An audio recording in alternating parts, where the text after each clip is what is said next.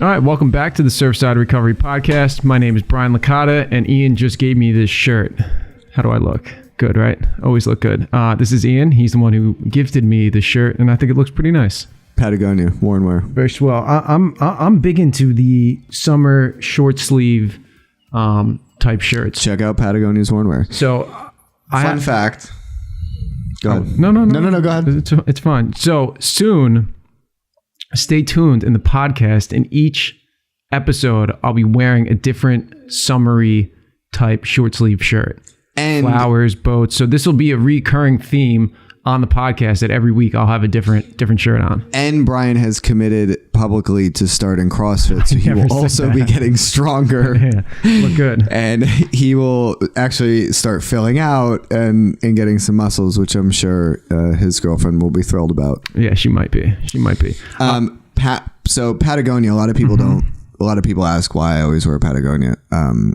Their mission, you should look up their mission and pay attention. But so they also have a worn wear site, which is very interesting. Unlike, I think, any brand out there, you can, like, if you have Patagonia clothing that you no longer wear, you can send it back to them. They will give you a credit. It's not the best credit, but they give you a credit. And then they will clean it up real well, and then they will resell it. Capitalism. But if you think about it, that's taking... I mean, yes, they're making more money off of it for sure. It's smart, but they're also not putting more clothing into the production line. And if you do some research on like clothing production, it's like almost as harmful as like beef production. Have you paid attention to any carbon of that emissions, stuff? Yeah, it's like super bad actually. So where Patagonia has like 3 seasons, or maybe it's 2 seasons, like Nike has 8 seasons. What do you mean? Like when they release the clothing line? Correct. Got it. So the idea is, like with Nike, is that, you know, the more new stuff, the better the new stuff. Keep buying new stuff, get rid of your old stuff. But Patagonia is like, yeah, buy new stuff, but you could also buy used stuff that's new to you, that's just as good. Or get it gifted to you by your boss. Yeah. I like that better than buying it. Yeah, no, I mean, whatever. We're not going to get on it. So the topic for today: be conscious. That's my point. Yeah, be conscious. And I'm all for that too. Know why you do the things you do. Yeah, I'm very skeptical of anything that when people say they're doing it. There's a really good podcast actually out there with the owner of Patagonia, and he talks a lot about that stuff. You sent it to me. I never listened to it. Oh, you never listened to it? Yvonne Showman. I don't know how to say his last name. I'm listening to a good podcast right now. I've been listening to it for like 3 days. It's a Rogan podcast with this guy, Graham Hancock. He's like a archaeologist. It's good. I just bought his book, actually. He came out with a new book, so that's coming tomorrow. I'm trying to read a little more, you know. I just bought a Simon Sinek book, or whatever his name is. Simon something. It's called Leaders Eat Last or something like that. Okay. It's like one of those self-development type books. Leadership. Cool. Yeah. It's good stuff. So today we wanted to talk about what it's like to work in the addiction treatment industry. There's actually a good article on our blog on SoberNJ.com where one of our staff members, John, wrote an article about what it was like. It was very well written. He's a good writer. John can write. So check that out. I'll put a link in the podcast in the comment section or whatever. So you can check that log out. We actually have a couple things out there. There's one blog up there is for advocates. So if you're getting in the advocacy space, it's basically like how to identify a quality treatment center.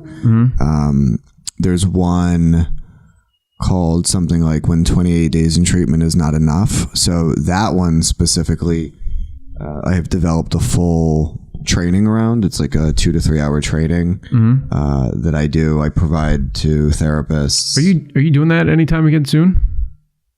I actually just talked with a company. They want me to do it at like 6 different facilities. Oh, cool. We should film one of them.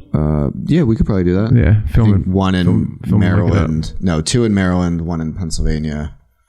Any in Jersey? No, I've already done it in Jersey. Yeah, I'll come out to one of them. And so there's that, which that's actually very, very long, and it has a bunch of information. I think we have a bunch about like sober living, cost of sober living, what is entailed in sober living. And the alumni spotlight too, where we try to highlight, somebody who's graduated from a program either recently or not very recently, and just where they're at in their life. But I think, in terms of like working in the field. Oh, yeah. Okay, and getting people like information kind of with that. Mm-hmm. Because I think the biggest thing about working in the addiction industry is that when you realize what a farce it is, it becomes an incredible wake-up call. Yeah, I'm extremely pessimistic kind of to begin with, and I don't want it to sound like I have a negative outlook, but I have I guess a more realistic approach. Like I take everything with a big grain of salt. So I didn't, when I got into this industry, I didn't really have any lurking notions of what it was. I mean, I've been in so many treatments that I could kind of see how it was, but that's even why I was saying the thing about Patagonia. It's like, okay, sure. You mail them your clothes back and then they sell them again. It's kind of They're cool. double dipping on the same piece of absolutely. Absolutely. Which I love. I think that's fantastic. It's great. It's a great business move. But I'm always just a little apprehensive of stuff like that. But I mean, working in the industry, the biggest thing that I had to do was to separate what I'm doing at work versus what I'm doing for my own personal recovery. And that, to me, would be the most glaring thing that you have to watch out for. If you are a person who's in recovery yourself. There are people who work in the industry and aren't in recovery. Yeah, this is an industry that you're not going to get rich in. Mm-hmm. You've got to want to do this. I think, it seems like a lot of people, newcomers, people in treatment.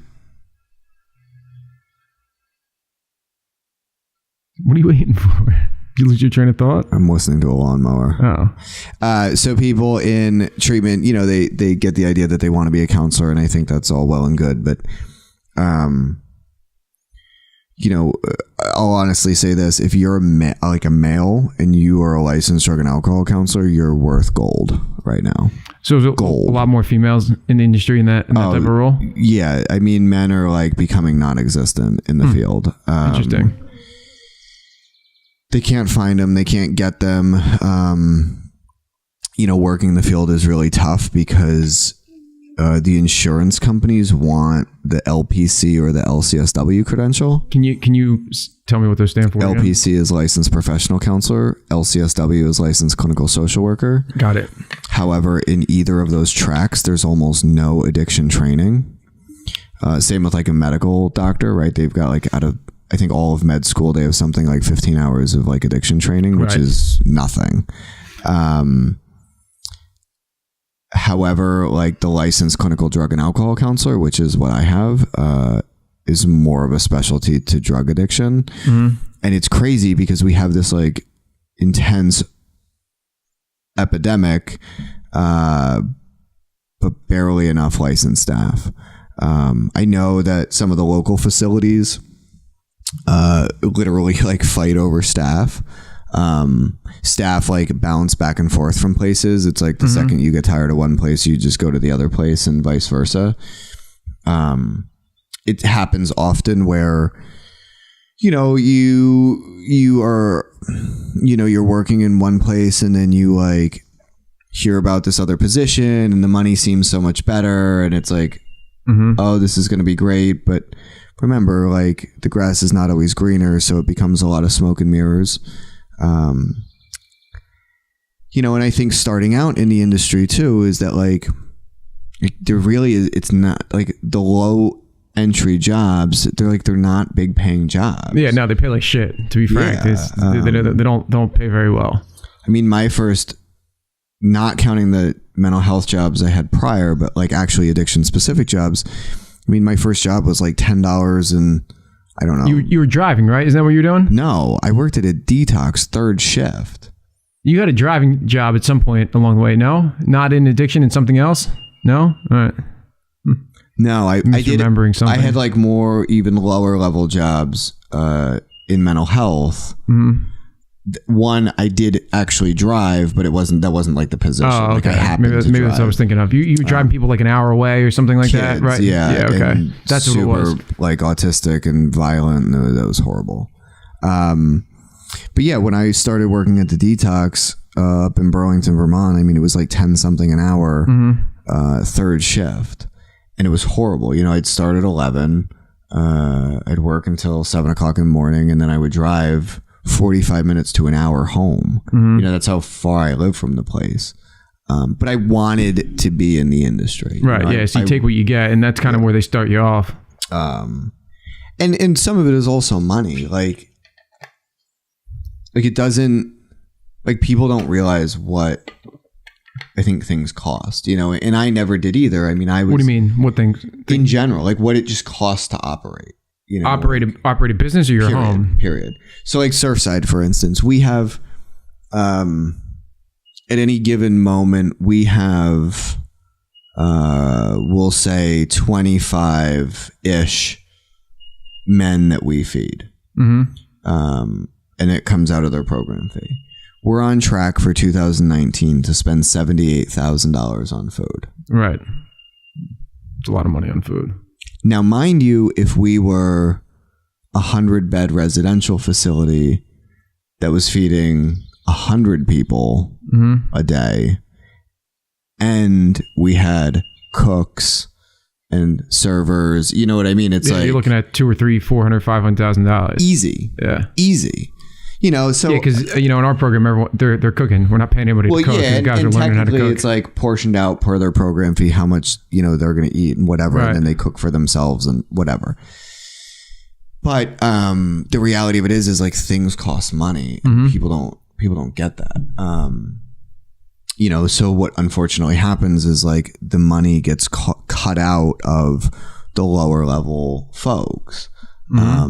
It seems like more recently than not, the marketing piece, those are the jobs people chase because those are the jobs you can make a lot of money and you don't need any experience with. But that's where we've gotten like all these major problems and like the body brokering and like all this stuff that's become illegal and unethical is because you're giving people with no education and no training a high paying job and basically telling them that they can make more money per people that they put in the space. Yeah, I mean, it's the marketing job is. I mean, it's essentially it's a sales gig. Is what you're doing. You're selling the program. In most circumstances, marketing or outreach and addiction treatment is a sales position. You're selling beds. Right. In most circumstances, so there's not really much training other than how to communicate with people or really knowing about the program and then who to reach out to. So there doesn't or what to tell people about the program. You don't even have to it doesn't even have to be true. It's just right. Like when I worked at the radio station, I didn't really necessarily needed to know how everything worked. I just needed to know how to sell the product that I was selling. And it sucks because right. So this is how we got into body brokering because all these companies set up bonus structures based on admissions. But then technically that's illegal.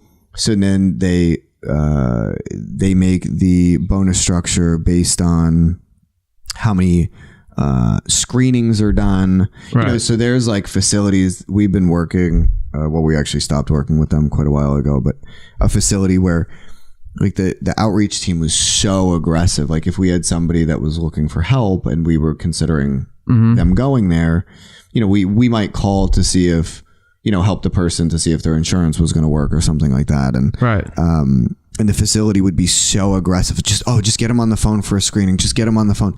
But it's like we don't even know that they're going there, let alone getting them on the phone for the screening. Like there's no point in having a bunch. And the screening is the part where you tell them about yourself, right? Correct, like how often you use, what you use. Right. So then you would call in the facility and say, "Hi, my name's Brian, and I was told to do a screening," and then they would ask you all these questions about your drug use. Right. Right. So the outreach person's performance is contingent on how many screenings they get. Right. If they get X amount of screenings, then they get more bonuses. Right. Right. So it's kind of bizarre. Like when you think about it, like we're talking about people's lives, but I mean, how else are they going to be merited? I mean, they could be merited by the amount of appointments they have, the amount of meetings that they make, or appointments and meetings don't necessarily dictate how many people you're going to get in the door, or how much money you're going to make. Quite honestly, it would. But and then on the flip side, maybe they actually like I've been saying it for years. Maybe they actually stop paying people like that, cut their salaries, to more of a reasonable salary, and then start giving the people who are on the front lines actually working with therapists or like with the clients, giving them money so they don't burn out. Which is not, it seems to be direct opposite. It's like the people who are literally sitting with the client are the ones that are the most burned out and paid the least. Right. But without paying somebody to get people in, they're not going to have anybody to work with. I get it. Yeah. Yeah. I mean, sales makes the world go round in any business or any industry. Like, at the radio station I worked at, there were maybe 60 people employed, and the 10 people on the sales floor made it so all the other 60 people could have jobs. Because if they didn't sell advertising spot, no one else would have a job, and they wouldn't be open. Yeah, the average acquisition is somewhere between like $2,500 to $4,500. Yeah, that's crazy. That's when you told me that the first time, I was like, holy shit, it's really high. It costs a lot. But again, it's like this state has done this. I mean, the states continue to license facilities when there's not a need. And I say it all the time, like, we need more Medicaid beds and we need more free beds. We do not need more self-pay programs. We don't need more Surfsides. We don't need more sober livings. Right. We don't need more commercial insurance, aka in-network or out-of-network facilities. They're just about to open a 300-bed facility in Pennsylvania. Online, there is going to be a 200-bed facility up in Cherry Hill, and then another 150-bed facility up in Sayreville. Right. All of them are commercially insured facilities. It's unnecessary. So back to working in the industry, right? Now you have all these new facilities coming in. Well, who's going to work there? The facilities that are currently in the state already cannot find enough qualified people. Right. But see, we talk about this on every third podcast. It's like, you're not going to be able to, people aren't going to school for this stuff because the pay blows. So you're not going to get any people who are qualified to do it unless they really care, because there's no money in it. So at the end of the day, there needs to be a shift, right? The industry has to shift.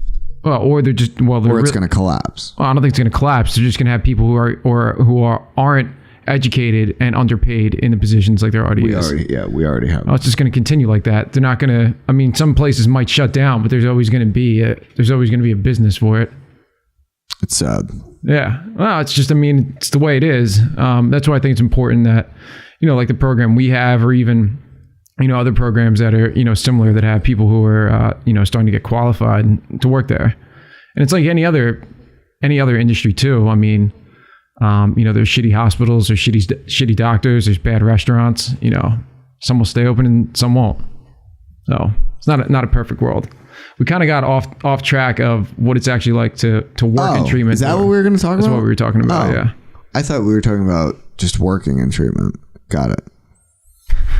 You just said the same thing I did. Yeah, but I thought it was different. So what's it like working in treatment, Brian? I didn't like it at all. No?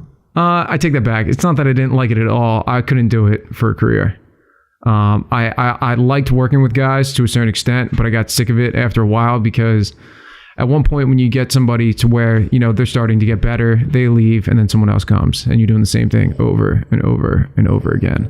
And I did enjoy it when you saw people do well. It sucked when people would relapse and you'd have to kick them out of the house. And then you had to deal with their family picking up their stuff, and I didn't like that part. I really do like what I'm doing now on this end with all the video and photo production, because it's assisting our end goal by helping more people, and I'm still affiliated with the program, but I'm not in direct contact with clients on a regular basis. So I like that part. So it's cool, because I got to blend something that I'm really passionate about with a huge part of my life rolled into one, and for work. Charlie's coming up to play. Hey, buddy. That's Charles. He's so loud. Is he? Yeah. It smells funny. He's probably rolling around in the mud out back.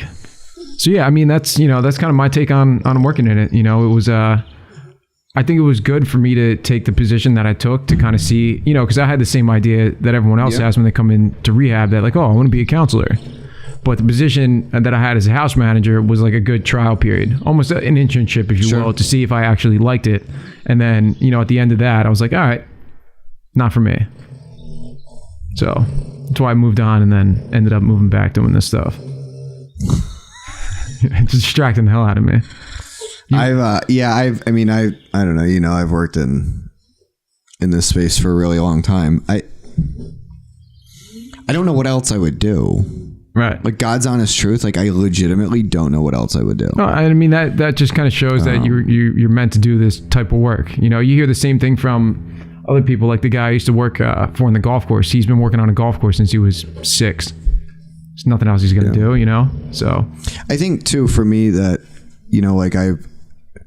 and we're trying to move Surfside in more of a position where I am more on the back end. I do admissions, and then I manage, you and Andrew and Nick, and then supervise Dan, and then Dan takes care of the front end operations, specialists, the house managers, all the transportation, that type of stuff, front house and back house type of right, thing. yeah, and necessary.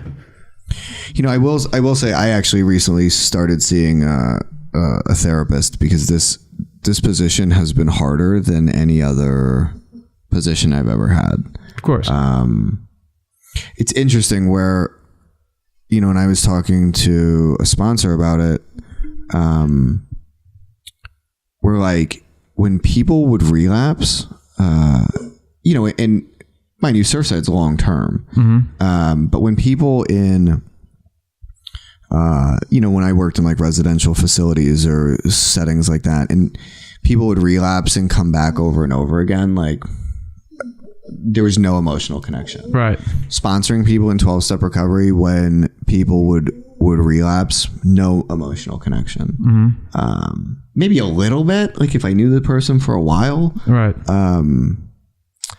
But my judgment has been just a disaster with Surfside. Like, it's been incredibly different, and I take things incredibly personally, and I don't know where that shift happened. I don't know why that shift happened. But I feel like incredibly responsible, where, it gets to the point where, I'll see when we finally stopped it, I don't even get these emails, but like an email would come through, so-and-so is upset because, they get their, our guys, to give you a background for those of you who are listening, like, our guys get money that they budget with throughout the month.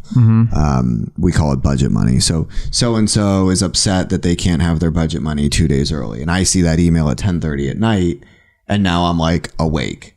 All right. And heated. Not even heated, just like upset. Like, like, how do we help this person work through this issue? And like, because I want everybody to get well. Right. Like, I really and truly want people to experience recovery, and and now I'm like up, and I'm not sleeping, and I'm sleeping 4 hours a night because someone's upset that they didn't get their money, 2 days early or whatever. I think part of it too is that we have a very family type atmosphere at work. Like at work, even with the guys, like my favorite part about Surfside when I came in is when I moved in, I immediately felt like connected with everyone else. Like a brotherhood. Yeah. And I was in a fraternity in college, and it's a very similar type structure. Like, you're living in a big house. There's a bunch of guys around, one guy and he knows 30 guys. Now, all those guys just by virtue of knowing the one guy, and it just like keeps kind of spreading out like that. So, I mean, when you were talking about that, that's kind of what it made me think of, that maybe that's where a lot of the taking the stuff personally comes from, because it's almost like it's family. It's almost like it's in your house too. I mean, it's a family. Yeah, it's a family thing. And I think that people don't get this stuff, and it's so difficult where working in the industry, what happens to a lot of people. I mean, one of the facilities locally had someone who was 2 years sober, and they recently passed away. They relapsed and passed away, and there's this idea that like, I'm working in the field, I don't need to go to a meeting, or I'm a counselor, I don't need a sponsor. Right. And I mean, some of the counselors are crazier than shithouse rats. Like, it's bad, and they need to have sponsors. And You know, I'm super grateful. I've never been like too good to go to a meeting. Mm-hmm. I will also say on the flip side, I was talking to one of our staff where, you know, he transports the guys to meetings, I don't know, 3-4 days a week, 5 days a week or something. And, you know, his sponsor is saying, oh, well, the days that you're not taking the guys to meetings, you need to be at more meetings. Mm-hmm. And he's like, you know, he's been trying to say to his sponsor, like, dude, I need a break. Like, I need a little bit of me time. And his sponsor's like, no, you got to go to more meetings. And, you know, and I sat with him the other day and I said, you just have to put it in context. Like, your sponsor sponsors a couple guys and his job has nothing to do with recovery. You're talking about recovery all day long. Right. You know, you've got to find a way to balance. What unfortunately most people do is they stop their own personal recovery altogether. Right. Because they're doing it at work. Mm-hmm. But if they're doing it at work, it's not service. Like, you're not giving back if you're working in the industry. Let's be clear. You're getting a paycheck. It's not service. It's never going to be.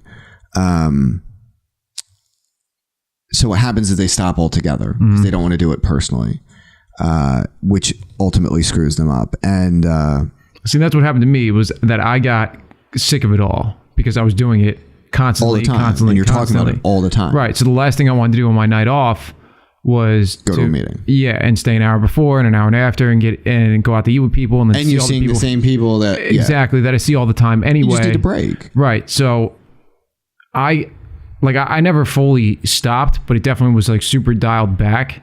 And then when I left and started working at the radio station, what I did was like I went to a meeting every day for the first month that I was working at the new job. So I didn't like stop, you know, and I kind of like kickstarted it back up. And now like I have like a pretty good balance, but it's like I'm doing my job that just so happens to be for like a rehab. Like I would do this same type of stuff no matter what. Rehab, but yeah, you know, extended care. I stand corrected. But I could do this same work for any other. I mean, like all the stuff that I do, it could be for any type of business. But it's just better that it's for Surfside and not some other business. Yeah, and you know, I mean, and you have emotional connection there, and exactly. I just think it's really important that people understand that. You know, you got to find that personal balance. Like when you're working in the field, like if you think it's not doing recovery is okay, like that, it's not, you know. And this is one of those things where like, this is where like, you know, if you're listening to this and you work in recovery and you're thinking, oh, wow, I haven't been to a meeting in a while or whatever, like, you know, message us, like get a hold of me. Yeah, and over the years, I've talked to a lot of people about this stuff. Mm-hmm. I've been able to find that balance. You know, my balance. Like if I went to I think our battery's dying. But go ahead, finish up. Yeah, you're on the camera. If I went to a meeting and said the things I did, they're normal 12-step people that would crucify me. Mm-hmm. But that being said, you know, like what I do works for me and has for quite a while. So one of our cameras cut out. That means we're done. Wrap it up. I'm wrapping it up right now. If you're looking for help in any way, shape, or form, addiction, recovery related, get a hold of us. Call us 609-709-0245. Message, email, Instagram. Brian's going to put the things below. Bye, everybody.